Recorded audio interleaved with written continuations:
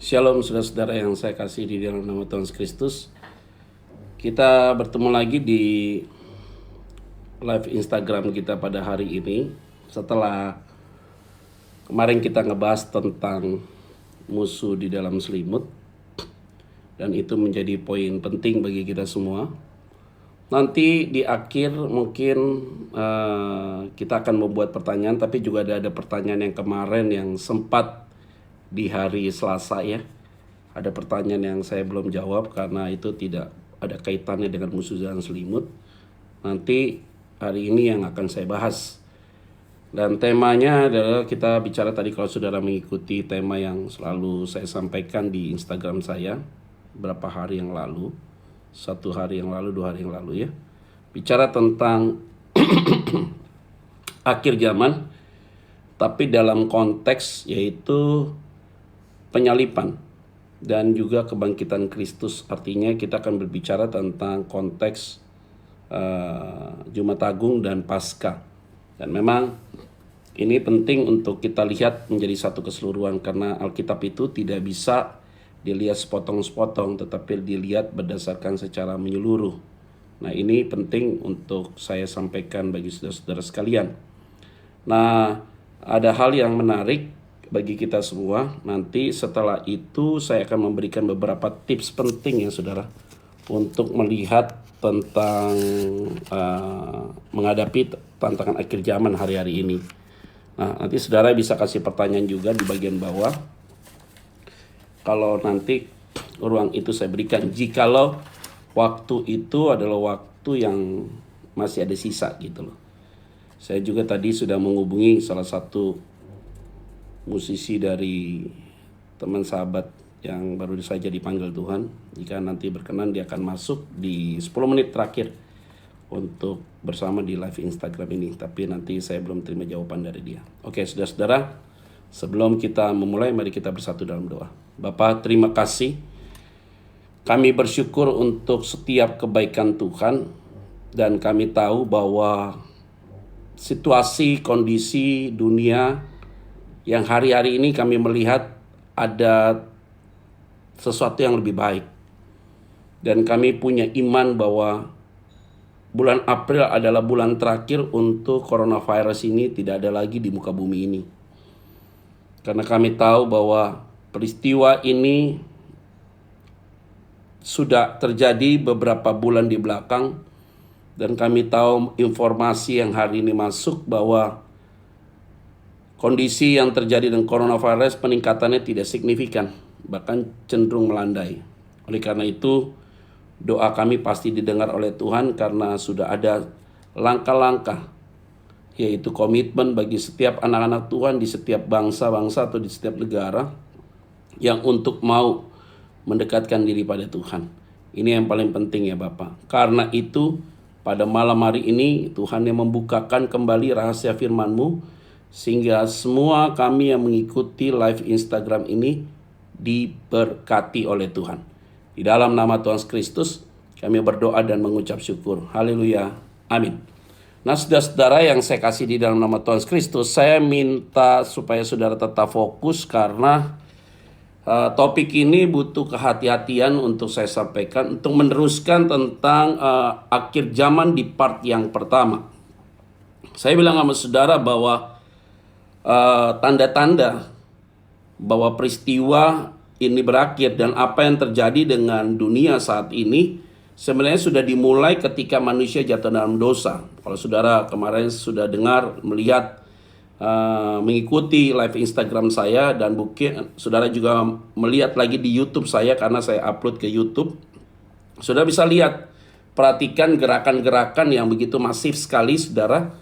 Dan itu dimulai dengan Adam dan Hawa jatuh dalam dosa. Maka yang perlu kita pahami ada konspirasi tingkat tinggi yang dilakukan oleh aktor tunggal, yaitu iblis sendiri. Saya tahu memang iblis tidak perlu dipersalahkan karena memang dia salah. Tidak perlu diperguncingkan karena itu kerjaannya dia. Sehingga iblis pakai segala cara untuk mengganggu kita. Dan kita tidak perlu ngebahas tentang hal itu karena itu sudah menjadi pilot projectnya dia gitu loh. Nah, jadi ini penting sekali. Nah, waktu cerita-cerita itu maka muncullah Roh Babel. Nah, itu ada identik saudara bahwa pada saat itu mereka ingin menyamai Allah. Jadi Roh Babel itu adalah iblis pakai manusia-manusia saat itu untuk mau menyaingi Allah atau ingin sama seperti Allah.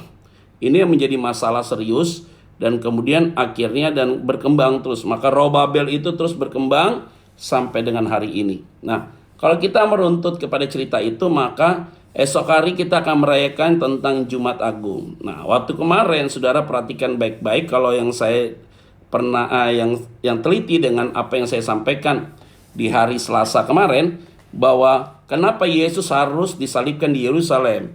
Kenapa tidak di Tiberias? Kenapa tidak di tempat yang lain? Tapi kenapa harus ada di Yerusalem? Nah, ini penting kan? Nah, itu kemarin saya sudah jelaskan bahwa ada satu contoh yang tepat, yaitu Abraham.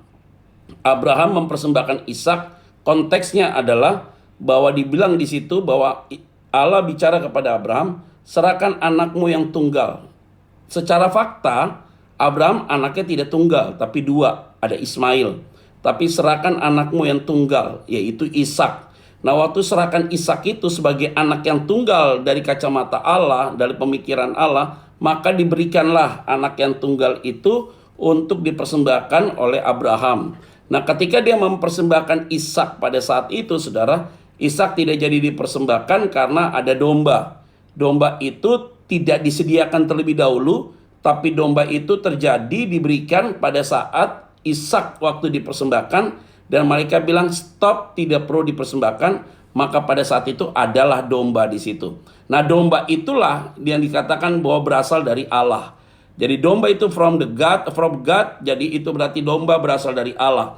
Nah, domba itu dibuat menjadi sebuah apple to apple, dampak yang secara progresif bicara tentang Lamb of God, yaitu domba Allah. Pada peristiwa saat itu semua tidak mengerti. Tapi ternyata itu bicara tentang Yesus. Maka itu menjadi satu penjelasan kenapa Yesus harus disalibkan di Yerusalem. Karena cerita dasarnya adalah di posisi Abraham itu. Yang kedua, kenapa Yesus harus mati dan dikuburkan selama 3 hari? Oke, ini penting saudara.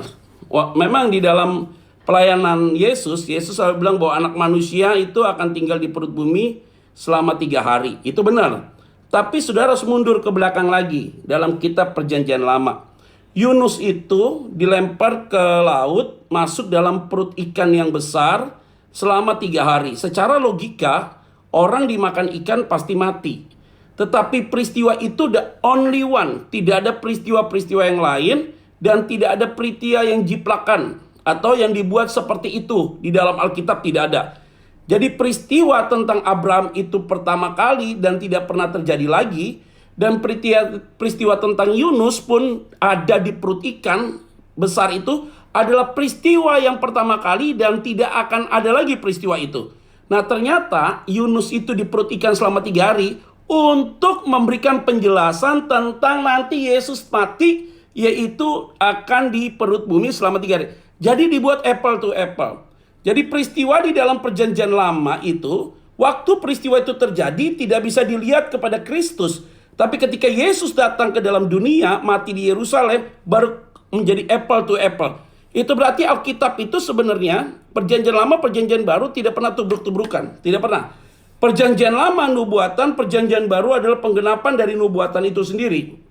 Sehingga peristiwa-peristiwa di dalam Perjanjian Lama adalah peristiwa yang menjadi referensi untuk penggenapan di Perjanjian Baru, saudara. Sedangkan peristiwa di Perjanjian Baru, saudara, untuk menggenapi Perjanjian Lama. Ya iya, mondar-mandir aja tuh bahasanya. Memang begitu, saudara.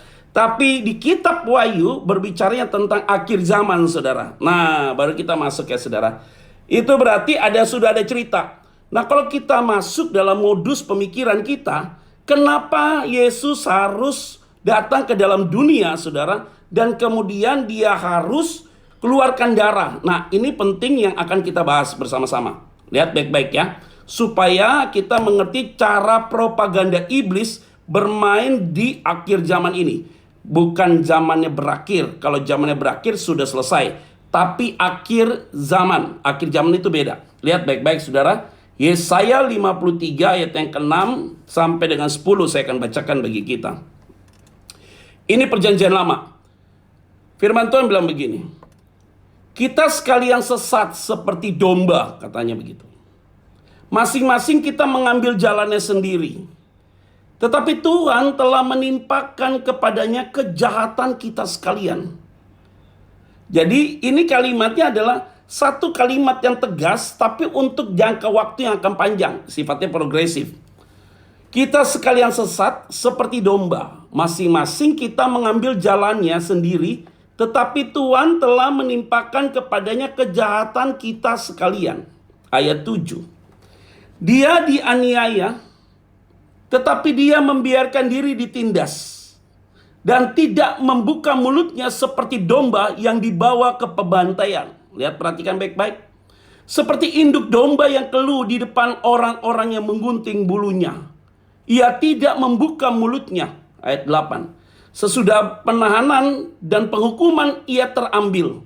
Dan tentang nasibnya, siapakah yang memikirkannya? Sungguh, ia terputus dari negeri orang-orang hidup. Dan karena pemberontakan umatku, ia kena tulah. Ayat 9. Orang menempatkan kuburnya di antara orang-orang fasik.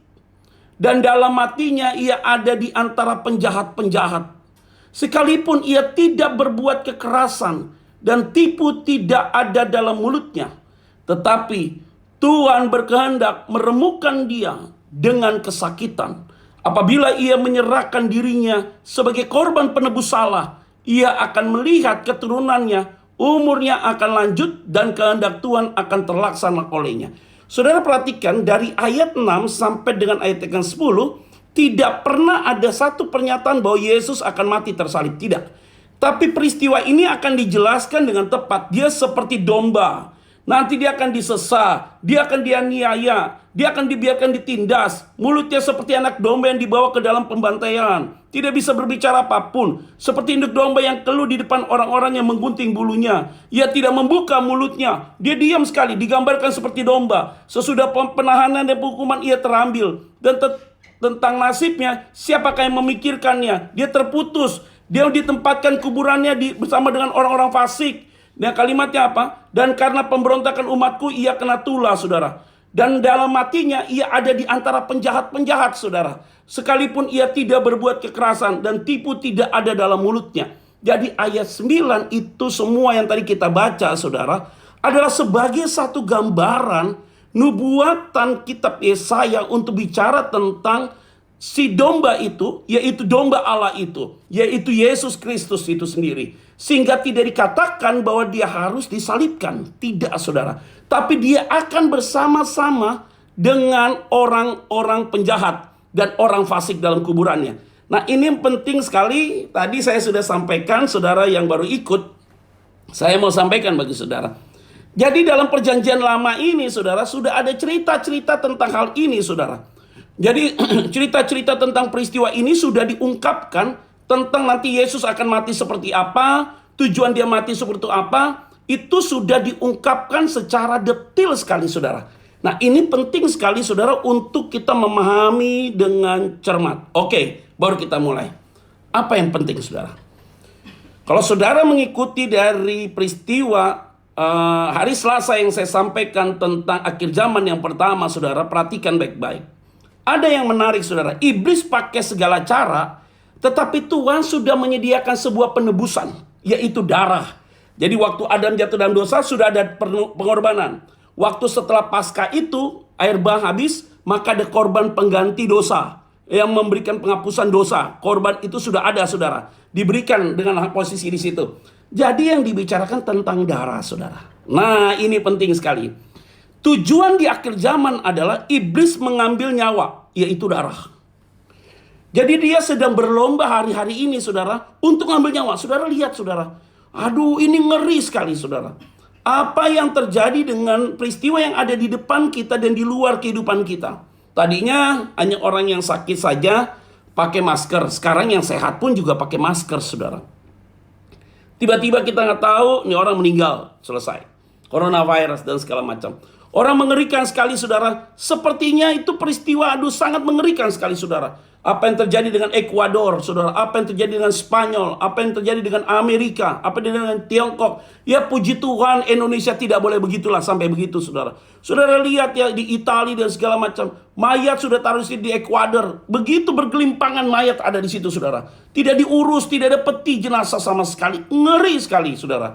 Jadi iblis ini, saudara, dia mengambil kesempatan. Dia pakai segala cara. Maka hati-hati, saudara. Malaikat maut itu bisa ambil seseorang, tetapi orang pilihan Tuhan tidak bisa diambil oleh malaikat maut. Karena saudara diprotek oleh malaikat Tuhan.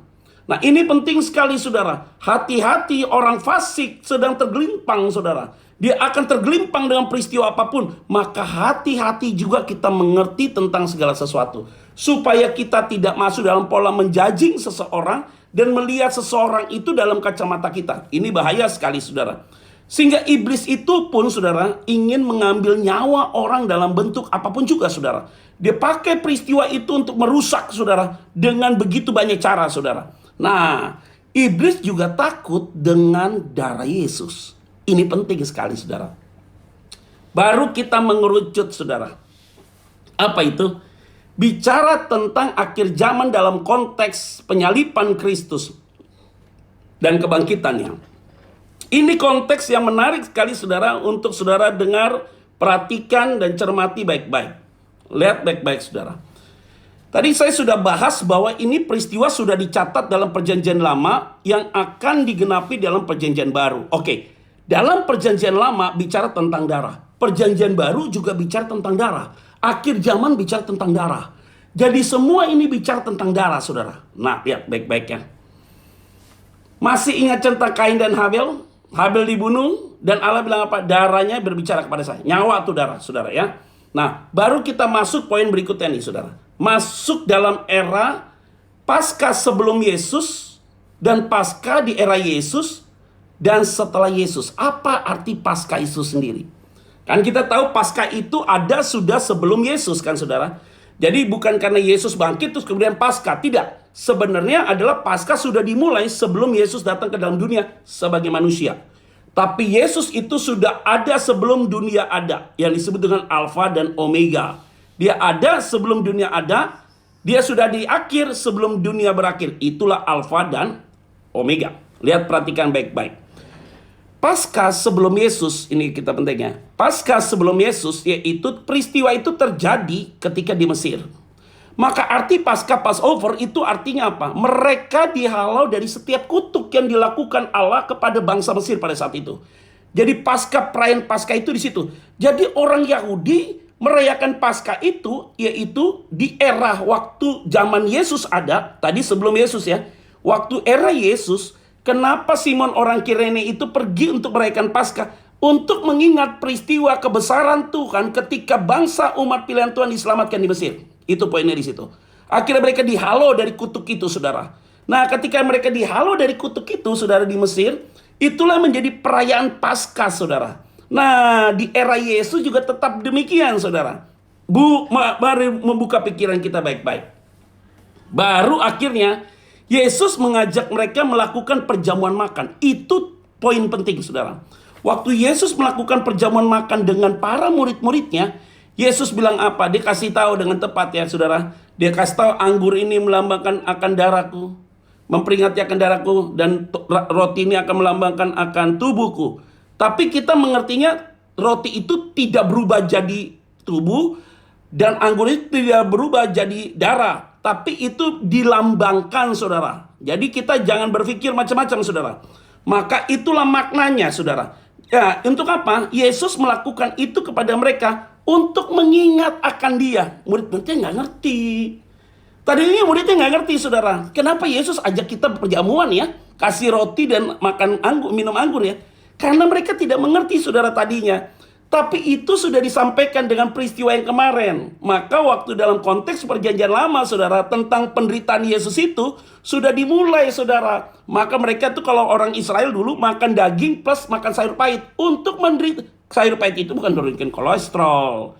Tapi sayur pahit itu untuk mengungkapkan bahwa akan terjadi Mesias mengalami penderitaan. Nah, itu sudah dicatat dalam Alkitab, saudara. Nah, itu yang penting. Jadi makan sayur pahit itu untuk menghadapi penderitaan dia akan datang. Nah, Saudara-saudara yang saya kasih di dalam nama Tuhan Kristus, ini poin bagi kita penting sekali untuk kita memaknai tentang Jumat Agung dan Paskah dalam konteks akhir zaman, saudara. Apa yang menarik? Lihat baik-baik. Itu berarti kita akan buka Alkitab, saudara. Matius pasal yang ke-26, saudara. Perhatikan baik-baik. Matius pasal yang ke-26, saudara. Ingat ya, penyaliban Yesus ditulis dalam 4 Injil. Matius, Markus, Lukas, dan Yohanes. Oke, ini menarik. Injil yang disebut adalah sinopsis. Injil sinopsis adalah satu peristiwa ditulis oleh 3 Injil. Bisa dengan 4 Injil. Tapi khusus dengan peristiwa Yesus di penyaliban ditulis 4 Injil. Matius, Markus, Lukas, dan Yohanes. Lihat baik-baik ya, saudara ya. Baru saya akan bacakan bagi kita. Ini poin masuk dalam era waktu Yesus diproses untuk masuk dalam penyaliban. Jadi kita lihat cara kerja iblis untuk menyambut tentang peristiwa yang akhir zaman ini terjadi. Lihat baik-baik ya. Matius 26 ayat 48, 49, 54, 55, 56. 48 dia bilang begini. Orang yang menyerahkan dia telah memberitahukan tanda ini kepada mereka, Yudas. Orang yang akan kucium, kata Yudas, itulah dia. Tangkaplah dia. Dan segera ia maju mendapatkan Yesus dan berkata, salam Rabi, lalu mencium dia. Saudara perhatikan baik-baik. Di akhir zaman ini ada orang yang model kayak begini. Masih ingat cerita saya kemarin tentang musuh dalam selimut? Yudas sudah berkonspirasi dengan para imam dan ahli Taurat untuk penangkapan Yesus. Setelah berkonspirasi, baru Yesus ajak dia makan bersama dengan murid-murid yang lain. Yesus bilang apa? Di antaramu ada yang akan menjual aku. Yudas langsung ngeletuk, bukan aku loh. Seperti apa yang kau katakan. Setelah peristiwa itu, saudara, peristiwa itu yang tadi berlanjut sampai ini. Baru Yudas bilang apa? Nanti kalau ada orang yang saya cium, itu orangnya kamu tangkap. Saudara perhatikan baik-baik ya. Ini orang benar-benar hatinya membatu, saudara. Dan terbelenggu dengan dunia. Jadi di akhir zaman ini hati-hati. Orang yang makin keras akan makin keras, saudara. Dan dia akan makin batu. Jadi akan kelihatan hari ini, saudara, pemisahan antara domba dan kambing akan dipisahkan oleh Tuhan. Jadi Tuhan sedang memproses, menyaring peristiwa hari ini, saudara. Untuk membedakan ini antara kambing dan domba. Ilalang dan gandum akan dipisahkan oleh Tuhan mulai hari ini, saudara. Oleh karena itu, saudara, orang yang makin jahat, dia akan makin jahat, saudara. Dan ini menjadi bahaya sekali tentang peristiwa akhir zaman ini, saudara. Jadi orang itu dia makin jahat, dia akan makin jahat, saudara. Lihat baik-baik ya. Jadi ini menjadi satu gambaran, saudara. Apa yang terjadi dengan Yudas ini menjadi satu gambaran apa yang terjadi hari ini, saudara. Nah, inilah konteks akhir zaman.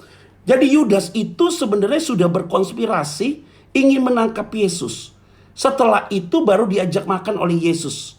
Jadi kalau ada orang mau menangkap saudara, dan malamnya kamu ajak dia makan karena paginya dia baru ketemu orang untuk mau menangkap kamu, tiba-tiba dia bilang, di antaramu akan ada yang mengkhianati aku. Maksudnya akan menjual aku. Dan kemudian Yudas nyaut, aku tidak. Maka saya bilang, hati-hati kemarin musuh dalam selimut. Orang yang merespon tanpa ditanya dan dia mengaku bahwa dia tidak bersalah, orang itu sebenarnya adalah musuh dalam selimut. Itu poin yang kemarin saya sampaikan. Maka dalam konteks saat ini bicara tentang yang namanya Yudas nih, saudara, ini menarik Yudas nih. Jadi setelah Yesus bilang kalimatnya begini, Yudas yang hendak menyerahkan dia itu menjawab, katanya di ayat 25 Matius 26. Bukan aku ya Rabi, kata Yesus kepadanya, engkau telah mengatakannya. Nah, waktu dia ngomong seperti itu, saudara, ada hal yang menarik, yaitu apa? Mulailah masuk dalam konteks tadi yang saya bacakan. Yudas ngomong sama pasukan-pasukan itu, cium ya, oke ya, yang aku cium itu yang kamu tangkap, saudara. Saudara, ini agak unik nih, saudara. Ini orang hatinya batu nih. Jadi saya kasih tahu ya, saudara ya, hati-hati dengan orang yang hari ini, saudara sudah bicara dia berulang-ulang kali. Tapi dia selalu menolak dan hatinya batu sekali, saudara. Waspada, saudara. Ini orang kalau bukan karena Tuhan, saudara, tidak akan bisa pulih. Tapi nanti saya akan masuk dalam sebuah poin akhir di dalam poin ini, saudara. Maka saya mau sampaikan bagi saudara sekalian karena ini tidak mudah, saudara, untuk menghadapi hari-hari ini, saudara. Jadi pemimpin yang arogansi akan tetap arogansi. Pemimpin yang jahat akan tetap jahat, saudara. Ini ngeri nih. Orang makin jahat ya dia makin jahat, saudara. Lihat dalam kondisi hari ini aja seperti ini. Berita hoax tentang coronavirus di Indonesia sehari bisa 1.000 loh. Berita hoax itu. Maka kita sedang dibatasi, saudara. Ini bahaya sekali, saudara. Jadi orang itu dalam keadaan sulit, menderita, tetap aja ingin ada sesuatu yang dibuat yang jahat. Ini orang fasik, saudara. Orang demikian ini ada di sekeliling kita, saudara. Ini orang-orang ini akan mengerucing, saudara. Dan ini adalah sebagai satu miniatur. Yudas ini sebagai satu miniatur atau contoh tupos tentang peristiwa hari ini, saudara. Jadi ini ada orang yang kelihatannya manis dan sekarang dia akan menyerahkan, saudara. Sedangkan Yesus pernah berkhotbah tentang kekejaman. Hati-hati, saudara. Musuh terbesarmu adalah di dalam rumahmu sendiri. Orang paling terdekat dengan engkau. Dan ketika itu dia akan menyesal engkau. Ini sudah dimulai peperangan ini, saudara. Jadi secara tidak langsung apa yang dilakukan Yudas sudah menjadi satu gambaran jelas bagi kita. Untuk kita mempelajari akhir zaman ini seperti apa, saudara. Nah ini dilihat nih. Yang sesat makin sesat, saudara. Yang gila makin gila, saudara. Gila ada koridnya, bukan masalah saraf ya gila ya. Orang ini suka ribut dah. Pokoknya dia lakukan apapun. Ini jadi masalah serius ntar. Oke, lihat baik-baik ya. Jadi mereka terbelenggu dengan peristiwa-peristiwa itu. Yesus bilang apa, saudara? Lihat baik-baik ya. Yesus katakan apa ketika ditangkap? Jika begitu, bagaimanakah akan digenapi yang tertulis dalam kitab suci yang mengatakan bahwa harus terjadi demikian? Mengacu kepada Yesaya 53 ayat 6-10. Saudara masih ingat tadi bahwa Yesus akan ditangkap, domba-domba itu akan ditangkap. Saudara tadi dengar baca Yesaya 53 ayat yang ke-6-10. Jadi ini adalah konspirasi yang sudah tersistem, saudara. Tetapi nubuatan Yesaya itu menjadi tergenapi, saudara, dengan peristiwa Matius pasal 26 ini, saudara. Jadi maka Yesus bilang, kamu lihat dong, ini kan seperti yang akan digenapi, tertulis dalam kitab suci, yang mengatakan bahwa harus terjadi demikian. Jadi tidak mungkin tidak terjadi demikian. Pasti akan terjadi demikian.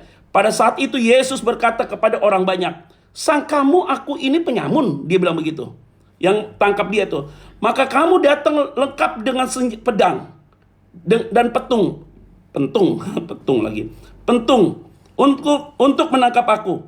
Padahal tiap-tiap hari aku duduk mengajar di bait Allah. Dan kamu tidak menangkap aku. Unik ya, saudara ya. Uniknya kenapa? Ini orang yang mau menangkap Yesus itu, saudara. Ini orang yang mau menangkap Yesus ini sebenarnya mereka sudah biasa lihat Yesus di bait Allah. Kenapa Yudas harus pakai tanda cium? Inilah ya. Ini unik sekali nih. Ayat ini jadi unik sekali. Jadi sepertinya, saudara, selama ini hari-hari ini, nih akhir zaman ini, saudara nih. Orang yang kelihatannya tahu kebenaran, Tuhan, di akhir zaman ditutup kebenaran itu, saudara. Oleh kenapa? Ilah zaman ini. Maka saudara banyak berdoa, saudara, hari-hari ini. Supaya tidak banyak orang dirasuk oleh setan, saudara, hari-hari ini. Tahu kebenaran tapi ditutup, saudara. Karena kenapa? Ilah zaman ini. Maka Yesus bilang ngapain sih bawa pentungan ini?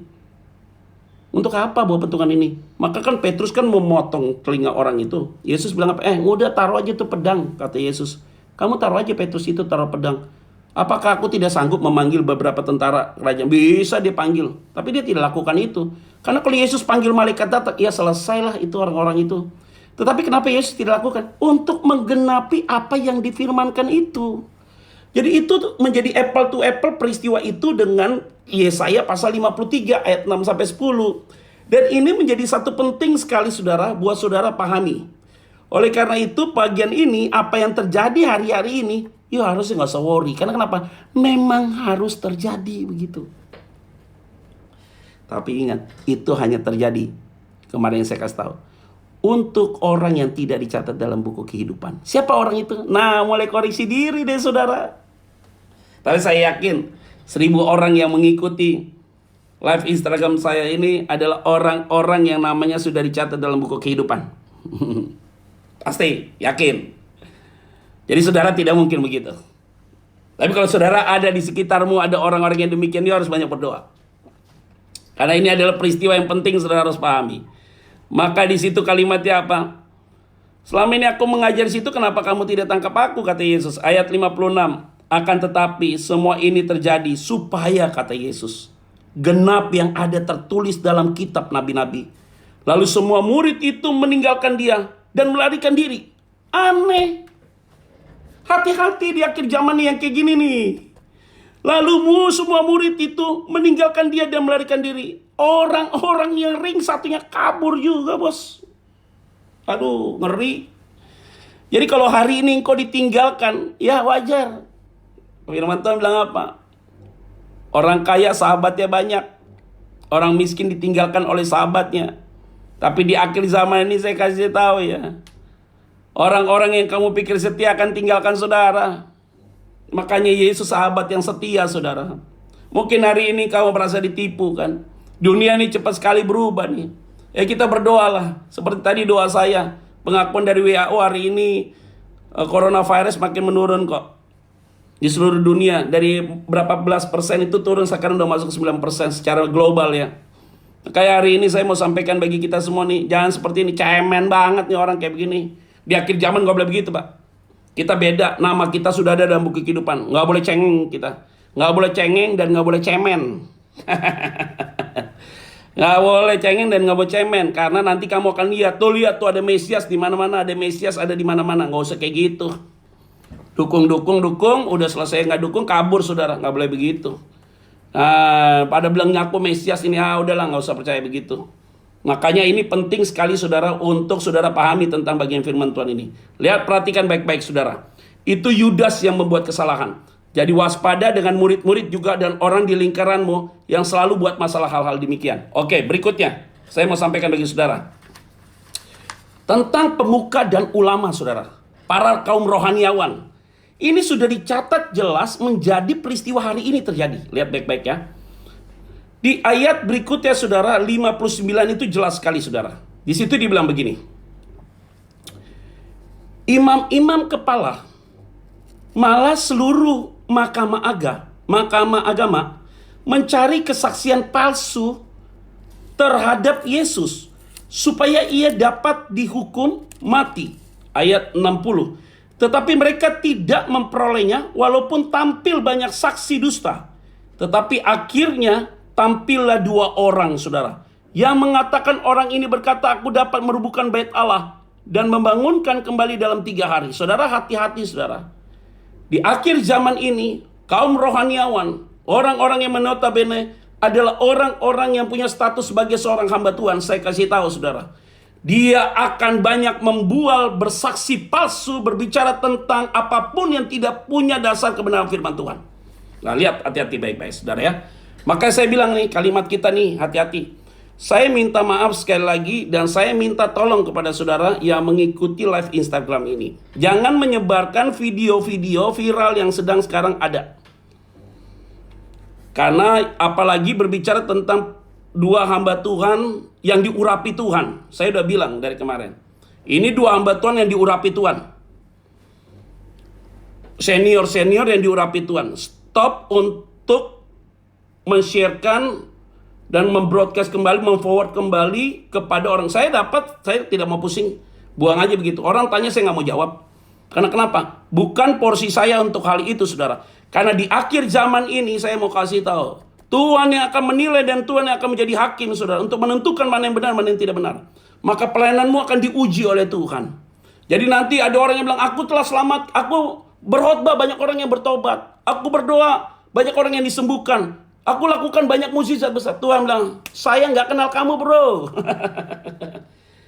Nyala engkau, karena engkau tidak pernah melakukan. Jadi nanti di akhir zaman ini, dari kemarin-kemarin saya kasih tahu, banyak orang melakukan mukjizat apapun dimanapun saudara, saya kasih tahu. Mau dia khotbah bagus kah, mau dia apapun saudara, segala macam dah, nggak penting lah saya bagi situ. Mau pengajaran bagus apapun, dia punya karunia apapun, bagi saya cuma sederhana. Orang itu berkenan di hati Tuhan atau tidak, itulah Tuhan yang menilai. Maka saya tidak boleh menilai, apalagi saudara. Saudara tidak boleh menilai. Dan tidak boleh membroadcast kepada siapapun juga. Saudara harus respect, karena kenapa? Belajar dari Daud. Dia adalah hamba yang diurapi Tuhan. Tidak perlu, dia jawab inilah, ada lagi video baru, muncullah ini. Aduh, nggak penting itu. Karena kenapa? Kamu munculkan berita-berita palsu dan dusta untuk hal-hal begitu. Biarkan saja. Nanti waktu itu setelah habis, Hari ini kita butuh untuk kebenaran firman Tuhan ditegakkan, saudara. Ini penting sekali. Menganalisa tentang hatimu itu penting berdasarkan apa yang kau baca berdasarkan firman Tuhan itu. Supaya engkau itu tidak akan sedikit pun masuk dalam sebuah kesalahan yang parah sekali, saudara. Ada orang tanya sama saya, Pak, ini bagaimana? Saya nggak mau tanggepin. Ngapain tanggepin? Nggak penting, saudara. Maka hati-hati, saudara. Ada orang yang bersaksi palsu. Sudah dimulai dari zaman Yesus. Para imam-imam kepala, mahkamah agama mencari kesaksian palsu supaya Yesus disalibkan. Dia buat aja cara-cara begitu. Ngeri makanya, saudara. Makanya saya selalu bilang ya, untuk semua yang ada, yang menyaksikan ini, apalagi hamba-hamba Tuhan dan segala macam, saya mau ingatkan, saudara, lebih baik ambil waktu berdiam diri sama Tuhan. Saya berdiam diri sama Tuhan. Ya, kita kalau masih ada waktu untuk bisa belajar, kita belajarlah. Saya juga masih mau belajar tuh, saya belajarlah. Karena memang mengenal Tuhan itu tidak mudah. Maka saya selalu bilang waktu yang pertama-tama, belajar teologi itu bukan belajar tentang Allah, bukan.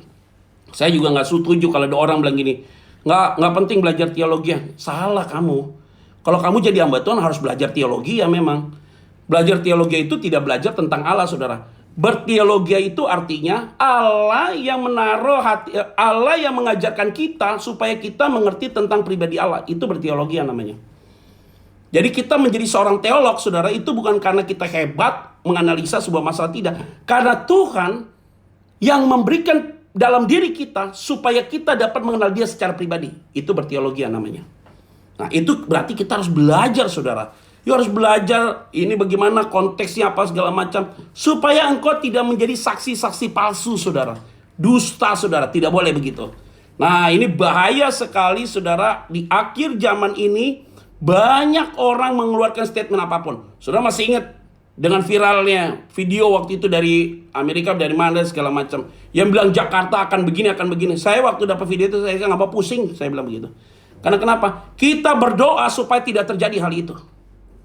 Makanya saya bilang dengan sederhana ya, jangan menjadi pembual rohani. Lebih baik kita hari ini Alkitab aja. Yang paling penting gini nih, saudara berdoa, diberikan hikmat, dan atur orang-orang di sekitarmu supaya ditolong oleh Tuhan. Dan gitu aja. Makanya saya bilang hati-hati, saudara, bersaksi palsu. Nah, yang menarik adalah nanti saya kasih tahu poin ini. Jawabannya apa? Yang ketiga, saudara, yaitu Pilatus, saudara, politisi. Jadi di akhir zaman ini juga bermain para politisi-politisi, saudara. Nah, itu ada di dalam Markus pasal yang ke-15, saudara. Markus pasal yang ke-15 itu jelas sekali di situ. Jelas sekali bicara tentang hal itu. Yaitu apa? Pilatus ini ketakutan sekali, saudara. Pilatus ini kumpulin rakyat, dia bilang gini, ya udah deh, gue nyenengin aja nih rakyat ya. Ayo maunya bagaimana? Oh, pokoknya kita salibkan dia. Kita salibkan dia. Waduh, ngeri lu, saudara. Salibkan siapa? Salibkan dia. Waduh. Nggak gampang, saudara, waktu dia bilang kayak gitu. Semua orang pada saat itu, saudara, imam kepala, semua para ulama bilang, salibkan dia. Minta Barabas diturunkan. Saudara tahu namanya Barabas itu siapa? Yesus Barabas namanya dia. Jadi nama dia adalah Yesus Barabas. Bukan Barabas saja, tapi namanya adalah Yesus Barabas, saudara. Kalau saudara baca di Alkitab, di dalam Matius pasal yang ke-27, jelas di situ, saudara, ayat 16. Dan pada waktu itu ada dalam penjara seorang yang terkenal kejahatannya yang bernama Yesus Barabas. Jadi Yesus Barabas ini, saudara, minta diturunkan supaya digantikan oleh Yesus Kristus, saudara. Maka kemarin ada pertanyaan buat saya, Pak, kenapa itu Yesus tidak punya salib? Iya, karena itu salibnya Yesus Barabas. Itu salibnya seorang yang melakukan kejahatan yang luar biasa pada saat itu. Imam kepala dan ahli Taurat, saudara, bersepakat, saudara. Mereka minta supaya Yesus Barabas itu, si Barabas itu keluar, saudara. Bebas, saudara. Nakal nih orang-orang ini. Dia ludah Yesus, saudara, imam kepala ini. Imam kepala ini yang ngerti tentang Taurat dan segala macam. Ludah Yesus, ditonjok, ditinju Yesus mukanya. Nah, ini akhir zaman nih begini, saudara. Menggunakan nama Yesus untuk kepentingan pribadi, menggunakan nama Yesus untuk ini segala macam. Rusak sekali, saudara. Maka saya bilang ini bahaya sekali, saudara. Seorang imam kepala, ahli-ahli Taurat, kalau tidak hidup takut akan Tuhan, bahayanya minta ampun. Jadi saudara besok bicara tentang Jumat Agung, saya mau sampaikan. Itu bukan salib Yesus, itu salib Barabas.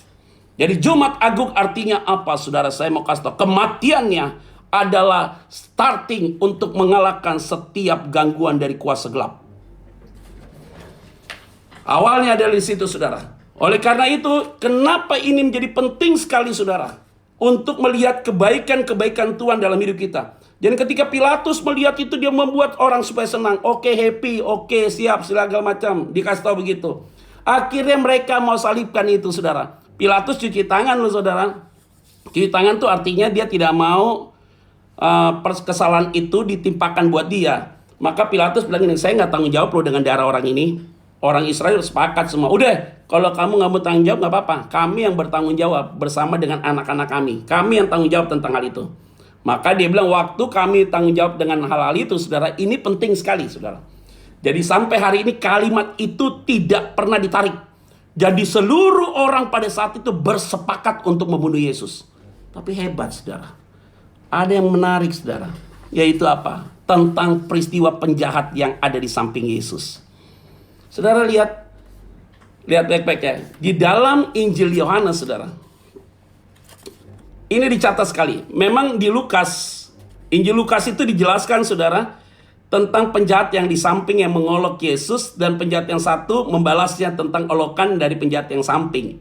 Memang penjahat yang di samping itu ngomongnya, kalau kamu itu adalah Mesias, dia bilang gini ya, bukankah engkau adalah Kristus, selamatkanlah dirimu dan kami, kata penjahat yang di samping itu. Nah, penjahat yang satu lagi ngomong nih, tetapi yang seorang menegur dia, katanya, tidakkah engkau takut juga tidak kepada Allah, sedang engkau menerima hukuman yang sama? Kita memang selayaknya dihukum, kata dia, sebab kita menerima balasan yang setimpal dengan perbuatan kita. Tetapi orang ini tidak berbuat sesuatu yang salah. Yuk, keren banget, saudara. Ini penting, saudara ya. Makanya saya mau sampaikan nih. Ini penting sekali. Lihat baik-baik ya. Jadi waktu Yesus disalibkan itu, saudara, kan ini kan harusnya salibnya Barabas. Ini kan harusnya salibnya Barabas, saudara. Jadi penjahat di samping dan di samping. Nah, tiba-tiba Barabas yang harusnya di tengah. Ternyata Barabas ini adalah kepala penjahat dan ini anak buahnya mereka, dua-duanya. Nah, waktu saat itu Barabas dilepaskan, saudara. Artinya Yesus tidak punya salib dong. Harusnya ini salibnya Barabas. Barabasnya turun, Yesus yang disalibkan. Nah, ketika Yesus ada di atas kayu salib itu, saudara, penjahat yang samping itu ngomong begini, ayo dong kamu selamatkan aku. Tapi hebat jawaban dari penjahat yang satu ini ngomong apa? Dia bilang begini, sudahlah, kita ini dihukum wajar karena kita ini setimpal dengan apa yang kita lakukan. Tapi orang ini bilang apa? Tapi dia bilang orang ini nggak ada salahnya sama sekali.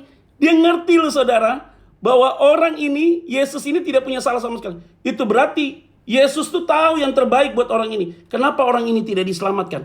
Ini di dalam hidup akhir zaman sekarang begini, saudara. Dalam kehidupan kita hari ini, kita menemukan banyak faktor, saudara. Yaitu ada orang-orang yang hidup bersama kita. Ada yang bisa menerima Yesus, ada yang menolak Yesus. Ya wajar. Orang pada waktu Yesus disalibkan, ada yang nerima, ada yang nolak juga. Wajar, saudara. Maka hari ini kita clear, saudara. Yaitu apa? Di akhir zaman ini memang tidak semuanya masuk surga. Ya. Tapi Tuhan mengendaki semua masuk surga. Iya. Tapi bukan saya yang menentukan itu orang masuk surga atau tidak. Tuhan mengendaki supaya semua diselamatkan oleh Tuhan. Maunya Tuhan begitu. Dia tidak pernah berpikir negatif terhadap siapapun. Dia mau supaya semua diselamatkan. Tetapi nyatanya ada yang mengeraskan hatinya, saudara, untuk tidak mau menerima keselamatan itu. Maka di akhir zaman ini, saudara, ada banyak peristiwa seperti ini, saudara. Yuk, nggak perlu takut, saudara. Dan tidak boleh capek hati. Kalau engkau sudah layani seseorang, orang itu tetap keras, yuk nggak usah capek hati. Biarkanlah Tuhan yang urus dia. Yang penting kamu sudah tegur dia, udah ngomongin sesuatu yang baik kepada dia. Kalau engkau bicara sama dia, kalau kamu tahu dia salah, kamu ngomong supaya kamu dapat menolong dia dan kamu dapat menyelamatkan dirimu sendiri. Hari ini, saudara, berbenahlah diri kita masing-masing. Karena kalau tidak, ini jadi bahaya. Nah, saudara-saudara yang saya kasih dalam nama Tuhan Kristus, maka kalau bicara tentang penyalipan dan kebangkitan Kristus, kita udah jelas. Maka kenapa Yesus bangkit? Ya memang sudah dikasih tahu dalam masalah Yunus itu. Masuk dalam perut ikan. Maka 3 hari dia bangkit, saudara. Bangkit yang membuktikan bahwa dia sebagai seorang pemenang, saudara. Pribadi pemenang. Yesus tidak pernah dibangkitkan. Tapi Yesus membangkitkan dirinya sendiri. Yesus membangkitkan Lazarus. Ya, tapi dia tidak pernah dibangkitkan. Tapi dia membangkitkan dirinya sendiri. Karena dia adalah Tuhan yang luar biasa. Ada amin, saudara? Oleh karena itu, Di akhir zaman ini, saudara harus perhatikan baik-baik. Ada orang yang membatu, terbelenggu dengan dunia, dan ini berat sekali saudara layani orang gini. Yang kedua, ada orang bersaksi palsu, walaupun dia seorang rohaniawan, dia bisa bersaksi palsu, mengatakan sesuatu dan apa segala macam. Dibilang sana ada Mesias, dibilang sana begini. Mereka mengklaim bahwa mereka ini seperti apa dan segala macam. Tidak boleh ada yang demikian. Ada orang berperilaku kasar, seorang karyawan dan segala macam. Tidak boleh ada yang demikian. Ada orang yang meludahi, kasar sekali ini pemuka agama. Kaum rohaniawan ini kasar sekali saudara. Dia meludahi, dia meninju Yesus. Waduh, dia minta Barabas diturunkan, Yesus disalibkan. Bahaya sekali saudara. Jadi di akhir zaman ini akan dibukakan saudara. Yang brengsek-brengsek dibukain bos hari ini. Dan saudara tidak, saudara orang baik. Ada amin? Pentingnya di sini poinnya adalah penjahat itu ada. Maka dalam hidup kita ini ada orang yang menolak, ada orang yang menerima. Wajar, gak usah dipaksa. Jadi kita melayani Tuhan tidak perlu ngotot. Yuk dengar firman Tuhan, bertobat, puji Tuhan. Nggak mau bertobat itu urusan kamu sama Tuhan, bukan urusan saya. Nah, baru saya sampaikan saudara. Ada 4 poin yang saya mau berikan buat saudara untuk jawaban yang tadi. Yang pertama adalah dalam menghadapi akhir zaman ini. Yang pertama adalah menghadapi orang yang keras kepala. Jawabannya adalah seperti tadi Yudas, berdoa lebih kuat lagi buat orang itu. Yang kedua, karena selagi dia masih hidup, masih ada pintu kesempatan untuk bertobat. Nah, jadi kita tidak boleh lepas ya. Ada orang yang model kayak Yudas nih saudara, yang di depan kita manis, tiba-tiba hajar kita nih. Kamu harus berdoa buat orang itu. Dan yang kedua adalah jangan underestimate orang itu tidak bisa diselamatkan.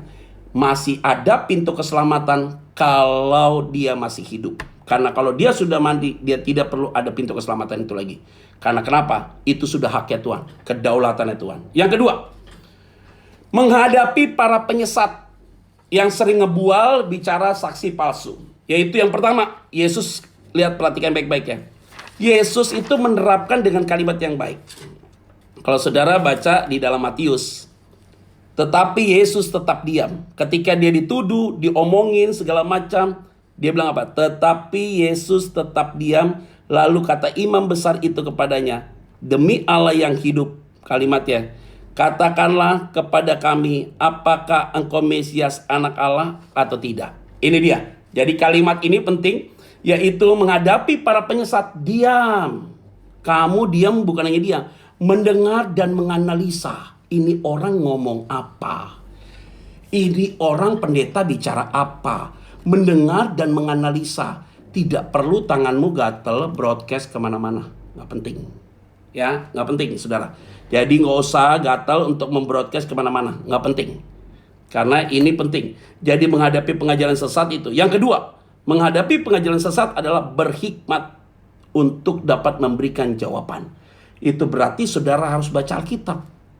Kalau saudara tidak baca Alkitab, engkau tidak akan bisa menjawab setiap tantangan yang coba menyesatkan kau. Saya selalu bicara gini saudara. Kalau ada orang bicara, keluarkan statement secara teologis saudara, atau doktrin apapun dia bicara, yang saya lihat di Alkitab ditulis nggak? Kalau di Alkitab nggak tulis, saya nggak mau pusing. Dan saya nggak mau bilang dia sesat, udahlah diemin aja lah. Nanti dia bertanggung jawab sama Tuhan. Itu aja. Tapi saya doakan untuk orang supaya dipulihkan oleh Tuhan, cara berpikir dia. Tapi kita hanya lihat pelan gitu ya, santai. Kita mengerti, oh ini paham, ini orang ada dasar Alkitab ya. Oh kita mengerti, tanya gini. Nah ini penting saudara ya. Ingat loh saudara, apa sih arti sesat? Saya menangkap sesat itu 2 saudara. Yang pertama adalah tidak mengakui Yesus sebagai Tuhan dan Juru Selamat. Itu sesat. Yang kedua, tidak mengakui Alkitab adalah firman Allah, Kejadian sampai Wahyu, itu sesat. Dua ini udah cukup. Jadi kalau ada pengajaran yang salah, udah dia lagi keliru aja. Mungkin ada pernyataan yang bagaimana, udah mungkin dia lagi emosional saja. Kalau apa ini, ya nih diklarifikasi aja pelan-pelan, manis saja bahasanya, nggak usah rempong-rempong saudara. Wah ini kenapa? Udah lihat Alkitab ngomong gini. Yang penting dia tidak bilang bahwa Yesus bukan Juru Selamat. Kalau Yesus Juru Selamat, cukup aman. Kalau dia mengatakan Alkitab adalah firman Allah yang hidup, Kejadian sampai Wahyu, udah cukup. Bagi saya itu udah final. Yang lain saya nggak mau pusing. Karena itu hal teknis bisa dikompromikan dan bisa dibicarakan. Dijelaskan, bukan dikompromikan. Dijelaskan dan tukar pikiran yang supaya lebih sehat. Oke, baik-baik ya. Yang ketiga, menghadapi para pemangku kekuasaan, yaitu pemerintah yang punya kekuasaan. Bagaimana caranya? Ada dua. Berikan ruang untuk Tuhan bekerja. Karena engkau tidak punya kemampuan untuk menghadapi setiap Pilatus dan Herodes yang sepakat untuk salibkan Yesus. Kamu tidak bisa masuk dalam ranah pemerintahan. Jadi kamu apa? Berdoa supaya Tuhan yang bekerja buat mereka. Yang kedua, kemenangan itu selalu datang di waktu yang tepat. Jadi di waktu yang tepat kemenangan pasti datang. Itu udah pasti dia datang. Nah, ini penting sekali bagi kita ya. Yang keempat saya kasih tahu di akhir zaman ini, yaitu ada di dalam Yohanes pasal yang ke-19, saudara. Ayat 18 sampai dengan ayat yang ke-20. Firman Tuhan bilang begini. Dan di situ ia disalibkan mereka, dan bersama-sama dengan dia disalibkan juga dua orang lain sebelah menyebelah, Yesus di tengah-tengah. Nah, kalimatnya ya. Jadi Yesus di tengah-tengah, tadi saya kasih tahu Yesus ada di tengah-tengah. Karena ini penjahat ulung. Jadi Yesus tidak mewakili yang di sini, tidak mewakili sini, dia adalah pengganti Barabas. Barabas ini memang wadah kepala sukunya lah dia. Yesus menggantikan dia nih. Nah, sebelah menyebelah, Yesus di tengah-tengah. Ayat 19. Dan Pilatus menyuruh memasang juga tulisan di atas kayu salib itu, bunyinya begini, saudara. Yesus orang Nazaret, Raja orang Yahudi. Nah, banyak orang Yahudi yang membaca tulisan itu sebab tempat di mana Yesus disalibkan letaknya dekat kota, dan kata-kata itu tertulis dalam bahasa Ibrani, bahasa Latin, dan bahasa Yunani, saudara. Jadi ini penting sekali. Kenapa ada 3 bahasa? Bahasa Ibrani, bahasa Yunani, dan bahasa Latin. Karena pada zaman itu pemerintahan itu dikuasai oleh pemerintahan Romawi, saudara. Maka kenapa Yesus disalibkan?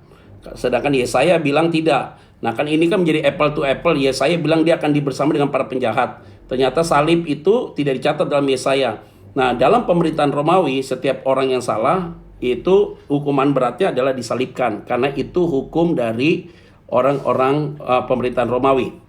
Selesai. Ditulis dalam bahasa Ibrani, Yunani, dan bahasa Latin. Kenapa bahasa Ibrani? Kalau ada orang Yahudi lewat, dia bisa lihat, oh dia Yesus orang Nazaret. Yesus orang Nazaret, Raja orang-orang Yahudi, dalam bentuknya jamak, saudara. Ada orang yang lain dari bangsa-bangsa lain, bahasanya Yunani, saudara. Dia lihat, oh iya, Yesus orang Nazaret, Raja orang-orang Yahudi, saudara. Kalimatnya gitu. Oke, dilihat lagi, terus kemudian ada bahasa Latin, saudara. Kenapa? Untuk orang Romawi. Yesus orang Nazaret, Raja orang-orang Yahudi. Jadi ternyata ketika Yesus disalibkan, Pilatus kasih tulisan di situ, Yesus orang Nazaret, Raja orang-orang Yahudi. Artinya secara eksplisit Pilatus mau kasih tahu, ini orang Raja orang Yahudi loh. Maka dapat protes. Maka kata imam-imam lagi nih, kepala dan Yahudi kepada Pilatus, jangan engkau menulis Raja orang Yahudi, tetapi bahwa ia mengatakan aku adalah Raja orang Yahudi. Jawab Pilatus apa? Apa yang kutulis tetap tertulis. Saudara, keren ya. Artinya apa? Konspirasi tingkat tinggi yang dibuat oleh para imam, para rohaniawan, dan juga kepada para politisi, rohaniawan dan para politisi ini menjadi satu kesatuan. Karena mereka bilang Yesus itu mengaku itu, dia itu adalah orang Raja orang Yahudi. Harus ngomongnya begitu, aku adalah Raja orang Yahudi. Gak bisa ditulis Yesus orang Nazaret, Raja orang-orang Yahudi. Waduh, mereka kaget karena Pilatus tidak mau merubah tulisan itu. Apa artinya? Poin terakhir, di akhir zaman ini, saya kasih tahu, justru orang-orang yang kamu doakan, baik dia orang fasik sekalipun, bisa dipakai oleh Tuhan. Untuk apa? Memberitakan kabar sukacita dan kabar keselamatan. Dan saya yakin dan percaya, penuaian besar pasti terjadi di akhir zaman ini. Pasti Tuhan akan memberkati kita. Nah, saudara-saudara yang saya kasih dalam nama Tuhan Kristus, kita sudah ada di penghujung waktu ini, saudara. Ada beberapa pertanyaan yang saya ingin menjawab. Dan ini penting bagi kita untuk saya sampaikan. Ya, ada beberapa pertanyaannya.